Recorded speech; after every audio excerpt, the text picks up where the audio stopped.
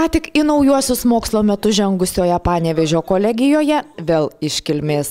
Miestui ir visam Aukštaitijos regionui pristatyta moderni praktinio mokymo bazė, skirta ne tik saviems studentams, bet ir besimokantiems Kauno technikos, Šiaulių, Utenos kolegijose. Būtent bendradarbiaujant buvo laimėtas europinis projektas ir ES lėšomis per 3 metus nuo idėjos ši praktinio mokymo bazė tapo realybė. Laboratorijos pasiskirstė pagal studijų kryptis. Turime biomedicinai skirtas laboratorijas, kaip rodo odontologija, burnos higienai, kineziterapijai, grožio terapijai, taip pat inžineriniam technologiniam mokslam. Tai aplinkosaugos laboratorija, tai elektros, automatikos laboratorija, kompiuterių laboratorija ir taip pat statybos laboratorija. Bei naujovė dar šiai dienai, tai atsinaujinančių energetinių išteklių laboratorija. Naujosiose laboratorijose pirmieji užsiėmimai. Ne visos, kaip grožio terapijos, baigtos įrengti. Todėl kiekviena diena kupina įspūdžių.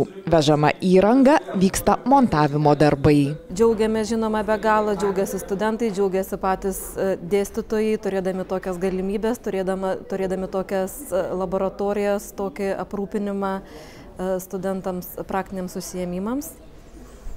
Turime tikslą didinti praktinių užsiėmimų skaičių, praktinių užsiėmimų valandų skaičių, jo labiau, kad ir darbdaviai nori daugiau praktikos žinių turinčių studentų. Per visus kolegijos pastato aukštus išsibarsčiusių laboratorijų komplekse bene didžiausia naujiena įvardyjama Rusija, atsinaujinančios energijos šaltinių tyrimui skirtoji.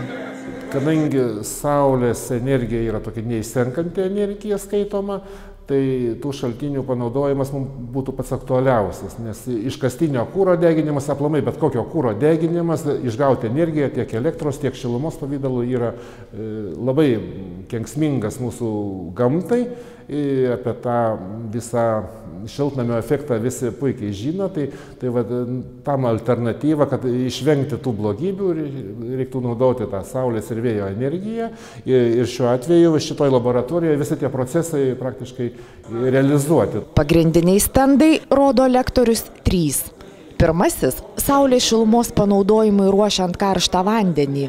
Antrasis – saulės ir vėjo galimybių išnaudojimui gaminant elektrą. Tačiau itin akcentuojamas trečiojo naudingumas rengiant specialistą praktiniam darbui. Turim šildymo, vėdinimo, kondicionavimo tokį stendą, kurio pagalba mes galime tyrinėti visus procesus, kurie vyksta pastatuose. Taip pat, kas aktualu šilumos praradimo atveju, tai pastato sandarumą, yra visi prietaisai. Na, tik tai tiek, kad negalim sudaryti to tokių gamtinių sąlygų laboratorijoje, grinai patalpa. Tai dar net aš juokiuosi, kad reikėtų paimti iš parduotuvės kokį didelį šaldytuvą ir tą mūsų namelį, reiškia, sumontuoti į tą didelį šaldytuvą, tuomet būtų artimesnė aplinka natūroje. Na, pastatas, aišku, toks dirbtinis, bandomasis, mažas aviliukas, kaip bičių, tai alternatyvos, tik tai, kad procesai vyksta tie patys. Investicija į Panevėžio kolegiją jos vadovas Egidijus Žukauskas vadina itin svaria. 3 milijonai litų įrangai, bemaž milijonas statybos darbams. Taigi galimybės ugdyti kvalifikuotus profesinius bakalaurus su ligšiolinėmis nelyginamos. Negana to, pamatas, ant kurio įkurta praktinio mokymo bazė tvirtinama, jau įkvepia galvoti apie naujų, nemažiau reikalingų laboratorijų steigimą.